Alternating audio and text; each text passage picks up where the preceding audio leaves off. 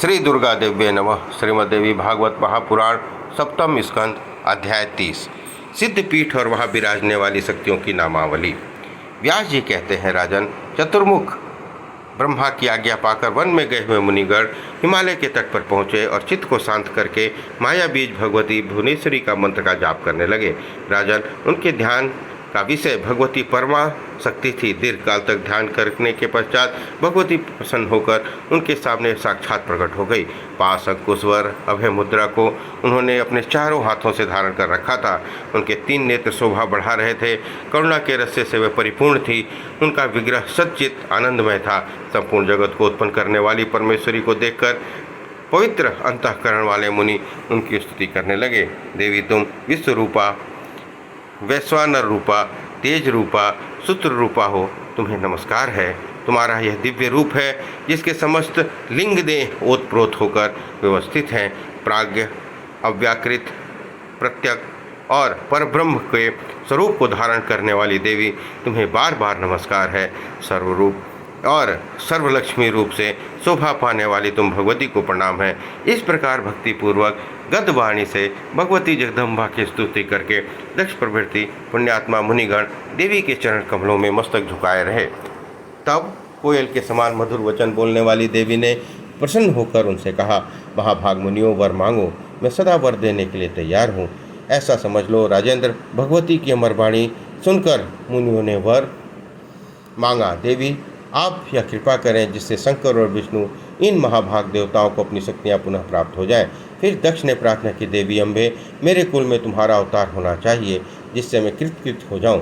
भगवती परमेश्वरी, तुम अपने मुख से केवल जप, ध्यान, पूजा और अपने विविध स्थानों का परिचय देने की कृपा करो। देवी ने कहा, मेरी शक्तियों का अपमान करने से ही शिव और विष्णु को ऐसी अप्रिय परिस्थिति प्राप्त हुई है। इस प्रकार शक्ति रूपा मेरा अपराध कभी नहीं करना चाहिए। अच्छा, अब मेरी किंचित कृपा से उनमें स्वस्थता शक्ति आ जाएगी। गौरी और लक्ष्मी नामक मेरी शक्तियों का तुम्हारे और क्षीर सागर के यहाँ जन्म होगा। मेरे प्रेरणा करने पर वे शक्तियाँ उनके पास चली जाएंगी। मुझे सदा प्रसन्न करने वाला माया बीज ही मेरा प्रधान मंत्र है। मेरे विराट रूप का अथवा तुम्हारे सामने उपस्थित इस रूप का या सजदानयन रूप का ध्यान करना चाहिए। मेरी पूजा करने के लिए उपयुक्त स्थान सारा जगत ही है। तुम्हें चाहिए मेरी पूजा और ध्यान सदा संलग्न रखो। व्यास जी कहते हैं, राजन, यूँ कहकर मणिद्वीप में विराजने वाली भगवती जगदम्बा अंतर्ध्यान हो गई। दक्ष प्रभृति सभी मुनिगण ब्रह्मा जी लौट आए और उनको सम्मान पूर्वक सारा समाचार बतला दिया। राजन, तब भगवान शिव और विष्णु स्वस्थ हो गए। उनको अपने अपने कार्य संपादन की शक्ति और योग्यता पुनः प्राप्त हो गई। महाराज, कुछ समय बीत जाने के पश्चात भगवती जगदम्बा की एक ज्योति ने दक्ष के घर अवतार धारण किया। उस समय तीनों लोकों में बधाई बजने लगी। संपूर्ण देवता प्रसन्न होकर पुष्पों की वर्षा करने लगे। राजन, स्वर्ग के देवताओं ने दुदुम्बियाँ बजानी आरंभ कर दी। पवित्र अंतःकरण वाले साधु पुरुषों का मन प्रसन्नता से खिल उठा। नदियाँ निर्मल जल की धारा बहने लगी। भगवान भास्कर शुद्ध रूप से प्रकाश फैलाने लगे। मंगलमयी भगवती के प्रकट होने के पर संपूर्ण जगत मंगलमय हो गया। पर ब्रह्म स्वरूपिणी भगवती जगदम्बा के सत्यांश होने से उन देवी का नाम सती रख दिया गया। समयानुसार वे सती शिव की पत्नी बनी, क्योंकि पहले भी वे उनकी शक्ति रह चुकी हैं। राजन, देव के प्रभाव से प्रभावित होकर सती ने अपने शरीर को दक्ष के यज्ञ संबंधी प्रज्वलित अग्नि में भस्म कर दिया। जन्मेजय पूछा, मुने, यह बड़ा ही अप्रिय वचन आपने सुनाया है। भला जिसके नाम स्मरण मात्र से देवी लौकिक अग्नि के भय से मुक्त हो जाते हैं, वैसी वे परम विभूति सती अग्नि में कैसे भस्म हो गई? किस प्रतिकूल कर्म के प्रभाव से दक्ष प्रजापति के यहाँ ऐसी दुर्घटना घटी? व्यास जी बोले, राजन, सती के भस्म होने का कारण सुनो। यह कथा बहुत प्राचीन है। एक समय की बात है, मुनिवर दुर्वासा जम्बू नद के तट पर विराजने वाली प्रधान देवता भगवती जगदम्बा के पास गए। वहाँ मुनि को भगवती के साक्षात दर्शन हुए। इसके बाद वे माया बीज नामक मंत्र का जाप करने लगे। देवश्री ने प्रसन्न होकर मुनि को अपने गले की पुष्पमाला प्रसाद स्वरूप दे दी। दिव्य पुष्पों की पराग से परिपूर्ण होने के कारण वह माला पर भ्रमर मंडराते और गुनगुनाते रहते थे। मुनि ने उन माला को सिर झुका कर ले लिया। इसके बाद वे परम तपस्विनी मुनि वहाँ से तुरंत निकले और आकाश मार्ग से होते हुए जहाँ सती के पिता दक्ष प्रजापति विराजमान थे वहाँ जा पहुँचे। उस समय दक्ष ने मुनि से कहा, प्रभो, इस दिव्य माला किसकी है? जगत में मनुष्यों के लिए यह परम दुर्लभ माला आपने कैसे प्राप्त कर ली? दक्ष प्रजापति का वचन सुनकर मुनिवर दुर्वासा की आंखें आंसुओं से भर गई। प्रेम से उनका हृदय विवल हो उठा। उन्होंने उत्तर दिया, भगवती जगदम्बा का यह अनुपम प्रसाद है। तब सती के पिता दक्ष ने मुनि से प्रार्थना की, माला मुझे देने की कृपा कीजिए। त्रिलोक में कोई भी ऐसी वस्तु नहीं है जो भक्ति जगदम्बा के उपासकों को न दी जा सके। यूँ विचार कर मुनि ने वह पुष्पहार दक्ष को दे दिया। दक्ष ने सिर झुकाकर माला ले ली। तदनंतर अंतरपुर में पति पत्नी के आनंद के लिए जो अत्यंत सुंदर सैया थी उस पर उन्होंने उस माला को रख दिया और उसी सैया पर रति के समय उन्होंने पति स्त्री समागम किया। राजन, इस पाप कर्म के प्रभाव से भगवान शंकर और देवी सती के प्रति दक्ष के मन में द्वेष उत्पन्न हो गया। मनुजेंद्र, उसी अपराध का परिणाम यह हुआ कि सती ने सती धर्म को प्रदर्शित करने के विचार से दक्ष से उत्पन्न अपने शरीर को योगाग्नि द्वारा भस्म कर दिया। फिर वही ज्योति हिमालय के घर में प्रकट हुई। जन्मेजय ने पूछा, मुने, जो प्राणों से भी अधिक प्रिय है, उस सती को भस्म हो जाने पर उसके वियोग से कातर होकर भगवान शिव ने क्या किया? व्यास जी बोले, राजन, इसके उपरांत जो कुछ हुआ उसे परिणाम स्वरूप पूर्ण रूप से कहने में मैं असमर्थ हूँ। भगवान शंकर की कोपाग्नि से त्रिलोक में प्रलय मचा दिया। जब वीरभद्र प्रकट हो भद्रकाली को साथ लेकर तीनों लोकों को नष्ट करने के लिए प्रस्तुत हो गए, तब ब्रह्मादि देवताओं ने भगवान शंकर की शरण ली। दक्ष को मार दिया गया था और उसका यज्ञ अब सब प्रकार से नष्ट हो गया था। तब करुणा के सागर भगवान शिव ने देवताओं को अभय प्रदान किया। साथ ही बकरे का सिर जोड़कर दक्ष को जीवित होने की भी व्यवस्था कर दी। तत्पश्चात महात्मा महेश्वर अत्यंत उदास होकर यज्ञस्थल में गए। उन्होंने देखा सती का चिन्मय शरीर अग्नि में जल रहा था। हा सती, ये शब्द को बार बार दोहराते हुए शिव ने उस शरीर को उठा लिया और अपने कंधे पर रख लिया और पागल होकर वे देश विदेश में भटकने लगे। तब ब्रह्मादि देवताओं का मन अत्यंत चिंता से व्याप्त हो गया। उस समय भगवान विष्णु ने तुरंत धनुष उठाया और जिस स्थान पर भगवती के अंग गिरे थे वहाँ अन्वेष करके उन अंगों को काट डाला। तदनंतर जहाँ कहीं भी उस शरीर के टुकड़े गिरे वहीं शंकर की अनेक मूर्तियाँ प्रकट हो गईं। शिव ने देवताओं से कहा, जो इन स्थानों पर उत्तम भक्ति के साथ भगवती शिवा की उपासना करेंगे उनके लिए कुछ भी दुर्लभ नहीं होगा, क्योंकि जहाँ सती के अपने अंग हैं वहाँ जगदम्बा निरंतर वास करेगी। इन स्थानों में रहकर जो मनुष्य पुनरक्षण करेंगे उनकी मंत्र सिद्धि होने में कोई संदेह नहीं है। यह स्थान माया बीज मंत्र जप के लिए विशेष उपयोगी है। राजेंद्र, इस प्रकार कहकर भगवान शंकर ने सती के विरह से अधीर हो उन स्थानों पर जप ध्यान समाधि में संलग्न होकर समय व्यतीत किया। जन्मेजय ने पूछा, अनक, ये सिद्धपीठ स्थान कौन कौन से हैं, कितने हैं और उनके क्या नाम हैं, मुझे बताने की कृपा करें। दया सिंधु महामुने, उन स्थानों पर विराजने वाली देवी के नाम भी कृपया करके बता दें जिससे मैं कृतार्थ हो सकूं। व्यास जी कहते हैं, राजन सुनो, मैं अब देवी पीठों का परिचय कराता हूँ। इसके श्रवण मात्र से मनुष्यों के पाप मुक्त हो जाता है। जिन पीठों में सिद्ध चाहने वाले पुरुषों के द्वारा देवी की उपासना और ऐश्वर्य चाहने वालों के द्वारा ध्यान होना चाहिए, उन स्थानों में मैं तत्वपूर्वक बतलाता हूँ। वाराणसी में गौरी का मुख गिरा था। अतः हुआ पीठ स्थान के रूप में करने वाली देवी का नाम विशालाक्षी है। नैमिषारण्य क्षेत्र में विराजमान देवी लिंगधारिणी नाम से प्रसिद्ध हैं। देवी को प्रयाग में ललिता, गंधमादन पर्वत पर कामुकी, मानस में कुमुदा, दक्षिण में विश्वकामा, उत्तर में भगवती विश्वकाम पर पूर्णी कहते हैं, कुमंतक पर गोमती तथा मंदराचल पर कामचारिणी नाम से विख्यात हैं। चैररथ में देवी को मंदोकटा, हस्तिनापुर में जयंती, कान्यकुब्ज में गौरी, मलयांचल में रंभा कहा गया है।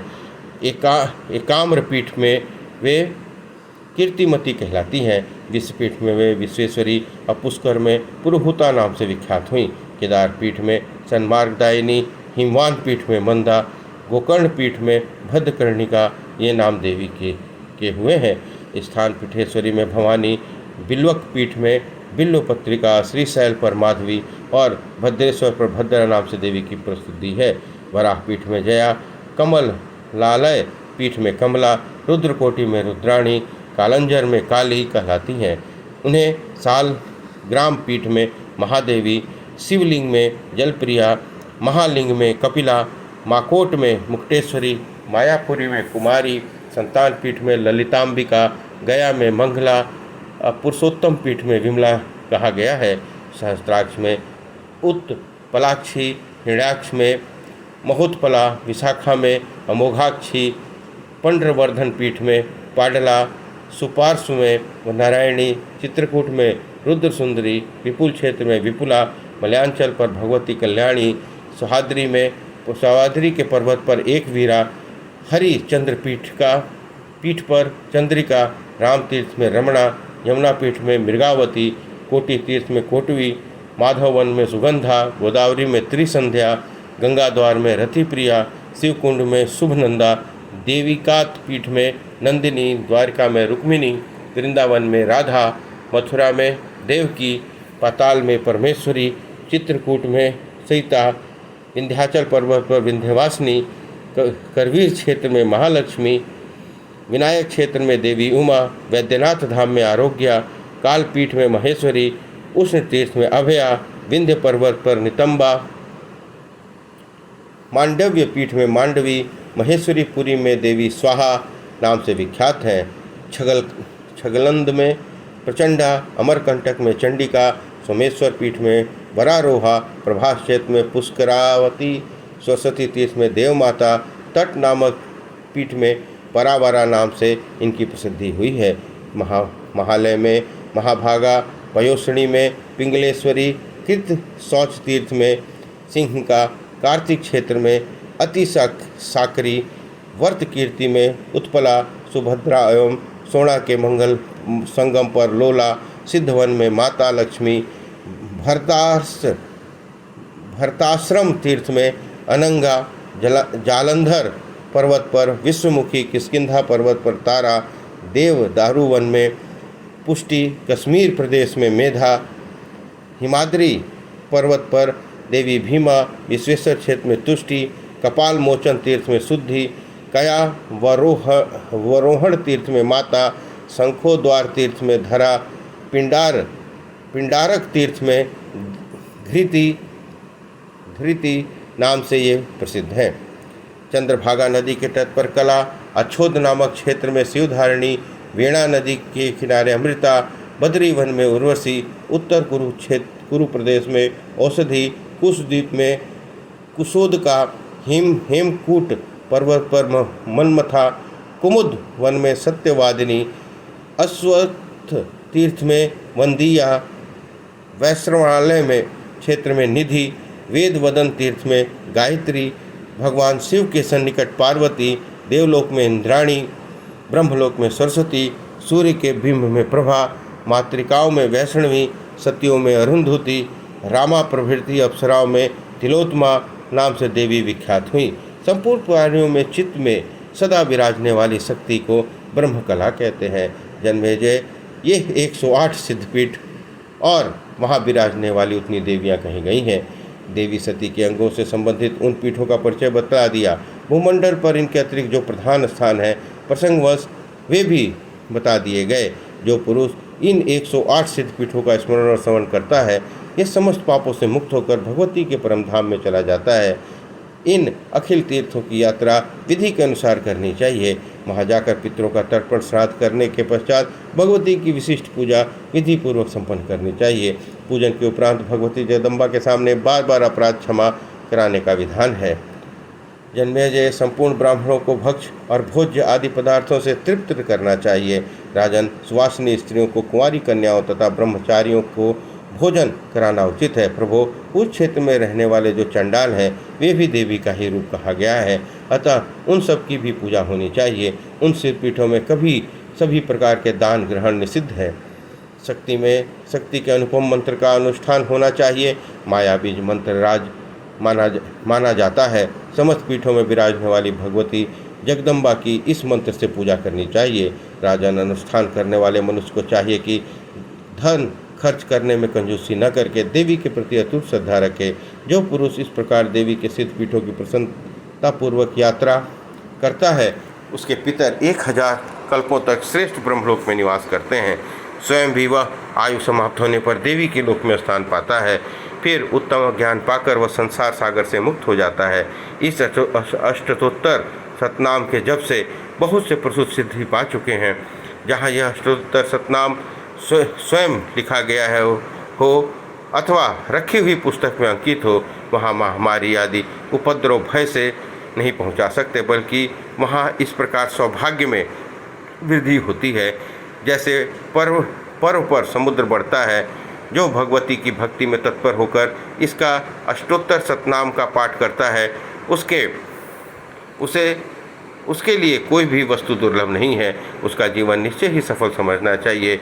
उस जप को के सामने देवता तक मस्तक झुकाने के लिए तैयार रहते हैं, क्योंकि वह जापक भगवती का रूप माना जाता है, जो देवताओं के सर्वदा पूज्य है। श्रेष्ठ मानव उनकी पूजा करें, इसमें कहना ही क्या है। श्राद्ध के अवसर पर इस अष्टोत्तर नाम का पाठ किया जाए तो श्राद्धकर्ता को संपूर्ण पितर तृप्त होकर उत्तम गति पा जाते हैं। राजेंद्र, ये मुक्ति क्षेत्र भगवती का साक्षात विग्रह है। सिद्धपीठ उसकी संज्ञा है। बुद्धिमान मनुष्य इनका अवश्य सेवन करे। राजन, तुमने देवी भगवती परमेश्वरी के विषय में जो कुछ पूछा था वो सब का सब रहस्य सहित मैं बता चुका हूँ। अब पुनः क्या सुनना चाहते हो? इस प्रकार श्रीमद्देवी भागवत महापुराण सप्तम स्कंद अध्याय 30 संपन्न हुआ।